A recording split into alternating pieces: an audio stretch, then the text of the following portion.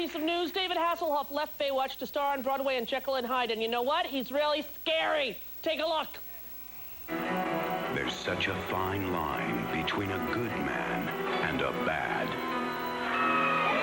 David Hasselhoff on Broadway in Jekyll and Hyde. This is no day at the beach. Scary! Please welcome David Hasselhoff!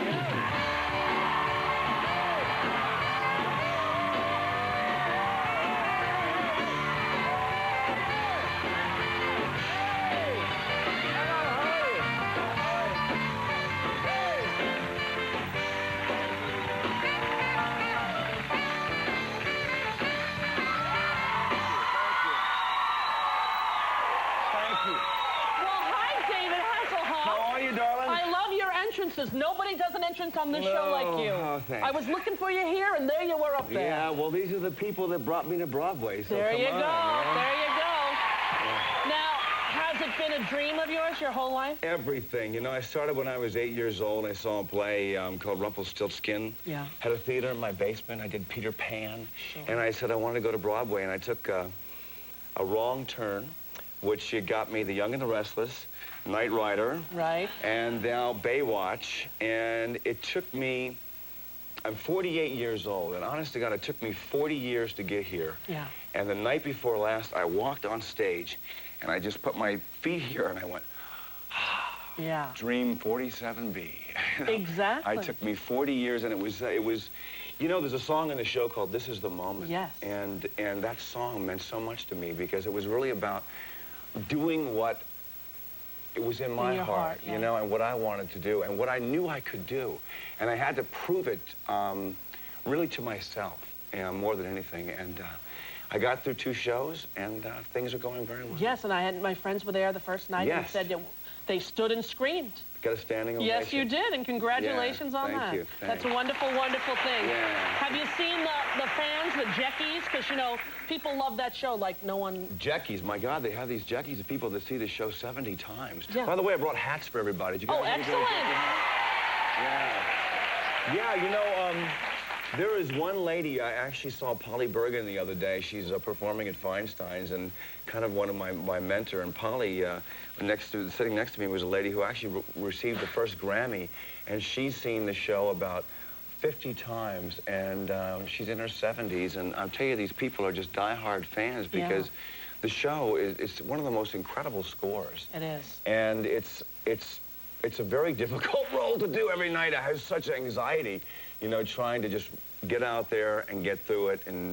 But it's working. It was a hard move coming up here, though, without the family. Yeah, I'll bet. They're here now. They are? They're here. Good. They're here. The kids kids. Are, yeah, my wife is here. We got set up. We're right down the street from you. Yeah. And I got them in school, and I said, this is Daddy's moment, and you need to be here to share it with me. And I tell you, I love New York. Yeah. I mean, you get this when you walk down the streets. Yo, David, where are the Babes? Where's Baywatch? Yo, Knight Rider. Yeah. Everybody says hi to me. I don't usually get where's the Babes, but I do get, you know what I get a lot? Garbage men love me. Oh, garbage men. They love me. I got one guy, some guy says, hey, man, I took my dog out to get pee-pee pads like at 2 in the morning. And he goes, are you the Knight Rider? And I was so tired. I said, no, man, I'm a lookalike. And he goes, that's right, he's a friggin' lookalike. I told you, he's a lookalike, man. And he walks out screaming to the whole street, I'm a lookalike. And I walked away and I said to my dog, it's okay, honey. It's not California, it's New York. Exactly, they have to calm the dogs down. But the dog is freaking out. The dog, there's so many smells. I mean, the dog just goes down the thing. He doesn't know where to pee. Yeah, I'll bet.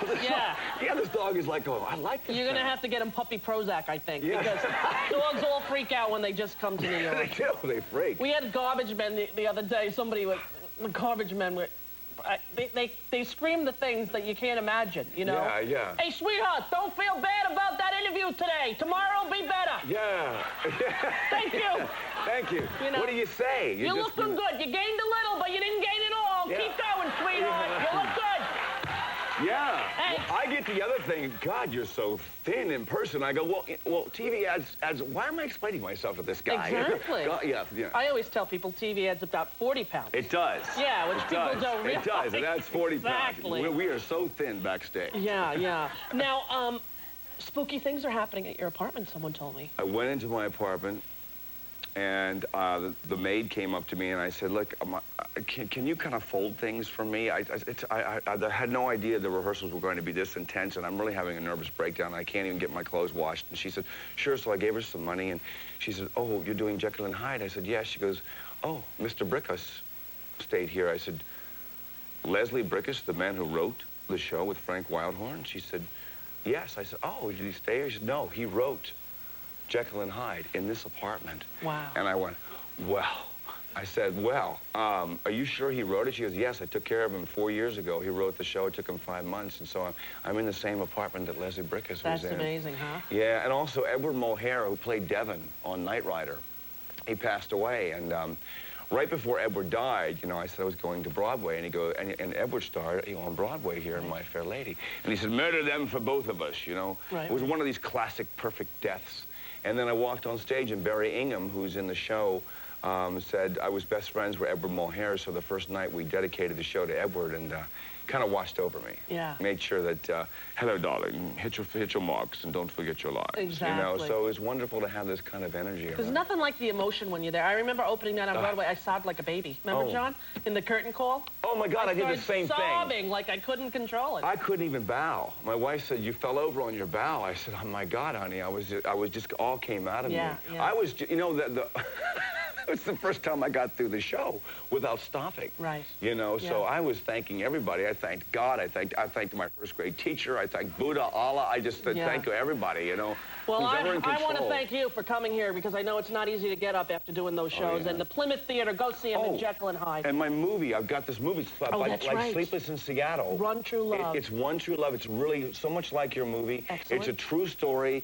I call it a chick flick. Bring lots of tissues, because it's a true story about a guy who rescues a girl, and then 8 years later they finally get back together, and she couldn't see him because she was burned, and he meets her, and they connect, and she hears the voice, and they find each other, and it's a true story. And I met the people, and it's on October 25th. Yes, on Wednesday at CBS, October 25th. So yeah, it's look for that at 9 o'clock. So. David, lovely to see you as always. You're the best.